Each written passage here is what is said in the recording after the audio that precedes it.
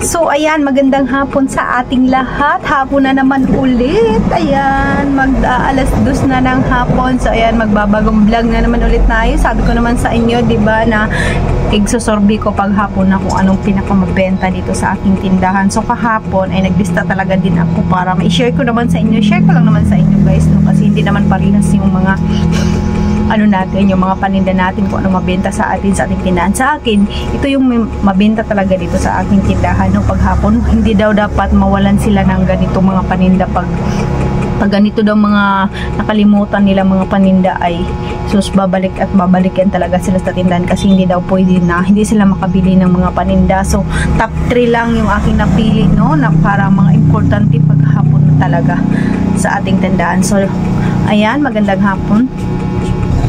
Meron na namang tao. Teka. So, ayan, balik tayo, guys. No, meron na namang bumili. Lumpia wrapper yung binili niya. Akala ko talaga is ganitong oras is walang masyadong nabili, no? Kaya, dapat magyaw-yaw tayo. Yaw-yawan time pag ganitong oras. Pero, ay, talaga yung ating mga tumer kahit sobrang init sa labas ay talagang bili ng bili, no?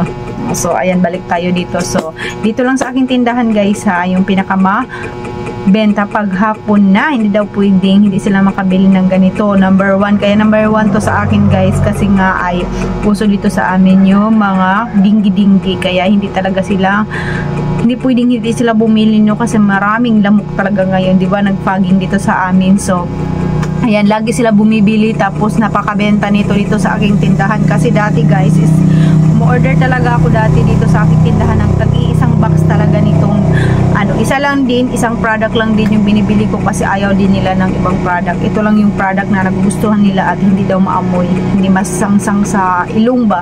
Ito yung number 1 na paninda dito sa aking tindahan na laging binabalik-balikan ng aking mga tumer is yung layong tiger. So, di ba? Hindi daw pwedeng hindi sila makabili kasi hindi sila makatulog sa gabi pag yung super daming lamok. Di ba, nagfogging na nga dito sa amin, dapat nga is nagbawas na ng mga lamok, no? Kaso lang is parang dumami daw.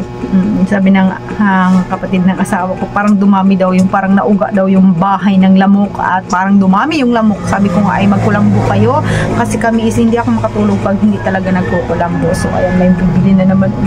So ayan, balik tayo, no? So dati kasi, guys, yung Lion Tiger kasi is bumibili talaga ako niya ng tagi-isang box ng Lion Tiger kasi hindi naman yan na-expire at saka hindi naman siya yung parang nabubulok, hindi. Maganda kasi siya pag yung lagi ka mo ma-stock sa ating tindahan is hindi yan siya na-expire. So yung tagi-isang box ko, guys, is minsan is na maabot yun ng 3 buwan na nauubos dito sa aking tindahan, no? So ngayon hindi na ako nakakabili niyon kasi doon ako bumibili dati sa app, yung sa Soki app. Meron din dito sa amin yung kalayan niyan sa mga sa Maynila. Meron silang sa grocery yung parang sa app na lang sila pero ako ngayon is hindi na ako nag-order sa ganong mga kasi nga yung pakunti-kunti na lang yung aking in-order nga kasi nga, di ba, magwa-widening dito sa amin, hindi na ako nag-stock na talaga ng maraming mga paninda ngayon. So pakunti-kunti lang yung aking 10 box ng maliliit lang siya. Hindi na yung tagi-isang box talaga, yung box lang na ng Lion Tiger is 10 peraso. Every time na nag-grocery ako is 10 box lang yung aking binibili, no? So minsan is 2 weeks lang yan or 1 week na uubos agad yan dito sa aking tindahan. So yan talaga nasasabi ko sa aking tindahan, paghapon talaga ay pinakamabenta yung Lion Tiger talaga. Minsan nga may bumibili dito yan sa amin ng tagi-isang box, minsan 2 box yung binibili nila, pero same lang naman yung price. 3 piso yung isa, pero hindi na ako nagbebenta ng 3 piso. Dapat talaga yung isang isang kambal ba, isang kambal ng Lion Tiger kasi is yung nalulugi ako mas lalong-lalo na yung mga anak ko lang yung nagpupunit kasi di ba 2 siyang nakakambal dikit, yung nakakambal dikit, napupunit kasi siya pag isa lang yung binibili. Kaya sabi ko sa mga anak ko, ay nabubulo na naman ako, sorry guys. Ayan, sinasabihan ko yung mga anak ko, guys, na yung wag na tayong magbenta ng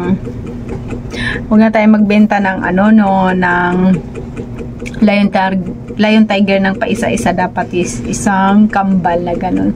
So yun yung sasabi ko na ano yung number 1 yung mabenta dito sa hapon dito sa aking tindahan. So yung pangalawa naman is yung mga ulam-ulam, katulad mga ulam, mga ay parang isinama ko na lang yung mga ulam, yung katulad ng mga eggs, yung lakimi, yung mga dilata, yan. Yung parang sinasabay-sabay ko na kasi yun yung laging inaano nila yung sa ulam na sa hapon. Yun yung number 2 ko na mabenta dito sa aking tindahan. Hindi ako nagpapakawala niya ng mga yung mga lakimi, mga dilata, tuyo, eggs, at saka yung mga frozen product. Yung parang hinahanap nila paghapon na, kasi minsan yung mga tao hindi na, tinatamad sila bumili ng isda doon sa crossing sa Burayno, at saka doon sa Paranas tinatamad sila mamamalingki, at saka gabi naman daw. So ayun, lagi yung binibili nila. Number 1 talaga is yung lion tiger, tapos yung pangalawa yung ulam-ulam na, diba? Kasi meron kaming kapitbahay dito na lagi yung binibili niya paulit-ulit hapon lagi. Itong tatlong to na mga paninda is sinasabi ko talaga sa aking tindahan is pinakamabili dito sa aking tindahan pag hapon na. Kasi yung parang meron akong isang tumer na parang paulit-ulit niya talaga binibili yan yung tatlo. So ayun, na proceed na tayo sa number 3. Yung number 3 naman guys is yung diaper. Minsan kasi guys nakakalimutan din niya bumili ng diaper. Bumabalik pa talaga yan siya dito sa akin para bumili ng diaper, no? Minsan maramihan talaga yung binibili niya. Minsan pag nakabili sila ng ulam, diaper lang talaga yung binibili niya. Diaper at saka yun la yung tiger. Hindi niya nakakalimutan yan, dalawang yan. Kaya nasasabi ko talaga ito yung tatlong mga paninda na wag daw kalimutan paghapon. Yan lagi yung parang naaano ko sa mga tumer ko, no? So ayun yung gusto kong i-share din sa inyo sa hapon. So sa inyo kung ano din yung mga best seller sa inyo paghapon na, at hindi talaga makakalimutan ni tumer, no? Kasi iba-iba naman tayo. Kasi ako dito ako sa Samar area, province, no? Sa Samar tayo. Iwan ko kung ano din dyan sa inyo, sa tindahan nyo. I-vlog nyo rin at i-share nyo rin. Comment down below na lang kayo guys kung ano din yung mga paninda na mabenta dyan sa inyo paghapon na. So sa akin, ayan, yung parang masasabi ko talaga siya na top 3 na mga paninda dito sa aking tindahan. Kasi parang napansin ko sa tagal ko na ba naman nagtitinda dito sa aking tindahan, no, paulit-ulit siyang lagi paghapon yan yung binibili dito sa aking tindahan. So yun naman yung kahapon natin na vlog is yung sa umaga talaga. Kasi di ba naglilista ako at saka nalaman ko kung ano talaga yung mga paulit-ulit na binibili ni Tomer sa inyong tindahan. So ayun lang yung na-share ko sa inyo. So yung mga paninda din ninyo, gusto nyo ding i-share kung anong mabenta para may mga idea naman yung ating mga kasari-sari store, no? Kung anong uunahin nila bilhin sa mga bagong magtatayo ng mga tindahan, kung ano din yung parang may idea sila na mabibili din sa kanilang mga tumer, kagaya ng pagtitingi-tingi.